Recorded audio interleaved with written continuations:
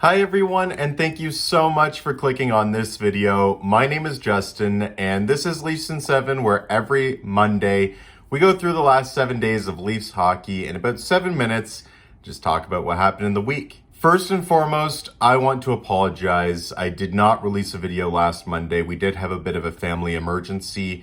The last week was absolutely crazy, so I really just didn't have the time or the mental capacity to be able to put out a video. But starting today, we are back on track. Every Monday, we'll be doing it. Not to mention the fact that the last 2 weeks of Leafs hockey have been probably the most hectic, news-filled weeks that we've had since like the off-season. Everything from losing back-to-back games against the Habs and the Blue Jackets, to releasing the Heritage Classic jersey, to going to 50% capacity and now going up to 100% capacity, to almost blowing a 7-2 lead in a 10-7 win over the Detroit Red Wings. Nick Robertson makes his season debut. We are approaching the trade deadline and there are rumors left, right, and center. It's been a hectic, crazy couple weeks, and I can't wait to start catching up on a little bit of it today. Like I said, there were a few games this week, and in the last couple of weeks, I think 7 to be precise, but I don't think we'll take too much time out of this video today to talk about them. The Leafs lose a very, very disappointing game to the Montreal Canadiens earlier in this week, one that they absolutely had no reason to come out that flat. It was pathetic. It was brutal. And then they followed up to a loss to Columbus. Columbus obviously is a bit better of a team than Montreal, but two teams you absolutely need to win against. And at least they come back and force a point out of overtime against Columbus, but ultimately they do still fall. And that's back-to-back games that at this point in the season, especially with the likes of Florida and Tampa doing as well as they are in our division, you just can't be giving up those points, and they do. But then they go up against Minnesota, and I mean, that was a tremendous win. They only give up 1 goal against. They beat one of the best teams in hockey, and it looks like all of a sudden, all the problems that we had in the games on Monday and Tuesday against Montreal and Columbus are eradicated because, well, anytime you can beat one of the best teams in the league, and it's not like Minnesota played bad. Minnesota played their style of game. The Leafs just shut them down. Austin Matthews took it over, scores a couple goals, and there you go, right back on the board with a 3-1 win. But then they go into Detroit on Saturday, and this game deserved a video on its own. And it was absolutely going to get one if they lost, but I figured now that they won, I'll just keep it in this one.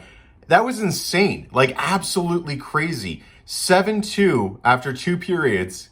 I mean, everybody thought the game was over. They blow a 7-2 lead essentially within 5 minutes of the third period, making it 7-6.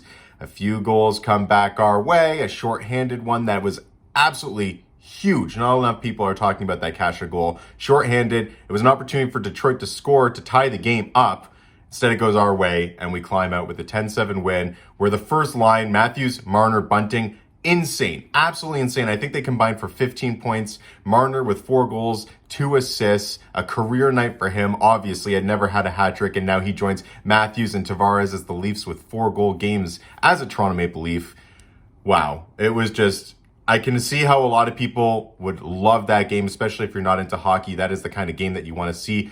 High action, lots of goals for sure.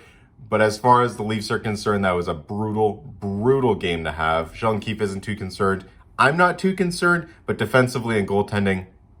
But speaking of goaltending, I put that game on Saturday on Sheldon Keefe. Why? Because Jack Campbell has been struggling mightily lately, and then Peter Mrazek was in net the game that we played Minnesota and won 3-1. He only gave up 1 goal. He held us in there. He played a solid game. So why on earth did we go back to Jack Campbell on Saturday? I'm a big Jack Campbell supporter. I love the guy, but if you're coaching a team, you cannot be biased. And the whole point of having Jack Campbell and Peter Mrazek is a 1A, 1B situation where you ride the hot hand. If someone's on a slump, you let them sit, you let them work out their kinks. If someone's on a roll, you play them. You run with the guy that's hot, and it creates a competition. But Sheldon Keefe is clearly acting like Jack Campbell is the true number 1 on this team, in which case, get rid of Peter Mrazek, because what is the point of having him? You need to play him in that game. Jack Campbell cannot stand his own in net. Played absolutely awful. And yes, Peter Mrazek coming in net after that played miserably too with an .800 save percentage or something like that. But you can't expect them to come into a third period where they've given up 4 straight goals or 5 straight goals in the third.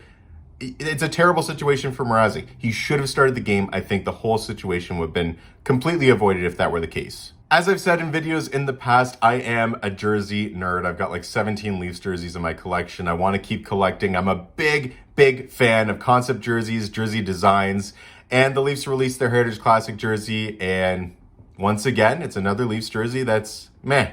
I mean, I did buy the reverse retro jersey that they came out with last year, and I was firm on the fact that it wasn't as bad in person as it looked on TV, but overall, not a very good jersey design. And this one, the Heritage Classic jersey for in March, more of the same. I mean, there was a lot of potential there, and they just fell short. I think that the jersey just looks a little too plain. It needs some striping on the arms or something. I know that there's an inspiration, a jersey from like the 20s that they're trying to roll this one off of, but it's not something that's going to sell, and I think that's the whole point. They're looking for money, right? That's the whole reason why Heritage Classics have like specialty jerseys, one-off jerseys. It's to make people want to buy them, and this isn't a product that I think a lot of people are going to want to buy. I love the inspiration of the arenas. I do like the watermark. I love the big T. I love the color. Love the fact that the Leafs are with a new blue color, a little bit more retro instead of the royal blue that they've got now.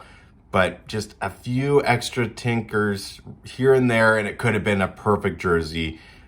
I was actually expecting a green St. Pat's jersey, given the fact that it's a Heritage Classic in March. I expected them to come out with something green, but the dark blue works as well.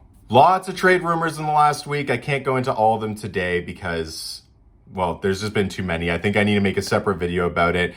Some names in there that I really like and really want to go get. Some names that are completely unrealistic or people that just I don't think fit the Leafs build. Spent a lot of time on Cap Friendly lately, and I'm really enjoying reading what people have to say as far as armchair GMs, seeing what they think that they value certain players at. It's a lot of fun, and I think coming up soon, I'll do an exercise on video where we go through and just react to some cap friendlies for Toronto. But in part of that conversation, I think that it's completely tied where Nick Robertson comes into the lineup, makes a season debut, and I think that they're testing him out on that left wing spot. They're looking for replacements, looking for solutions internally, and maybe even trying to show Robertson off at the NHL level so that other teams can get interested in that piece for a deal. Who knows? I'm excited to see him play. I love Nick Robertson. I'm a big fan of his. I'd be sad to see him go, but for the meantime, now that he's on the roster, I'm rooting for him. I know I didn't get to everything. I'm trying to keep these videos as short as possible on Mondays. I do apologize if I went over 7 minutes today because I had a lot of catching up to do. Again, I didn't have the time to make a video last week. So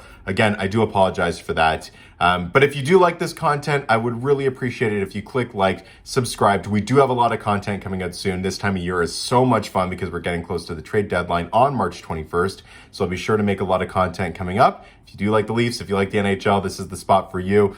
So I appreciate you clicking on the video, and I will see you in the next one.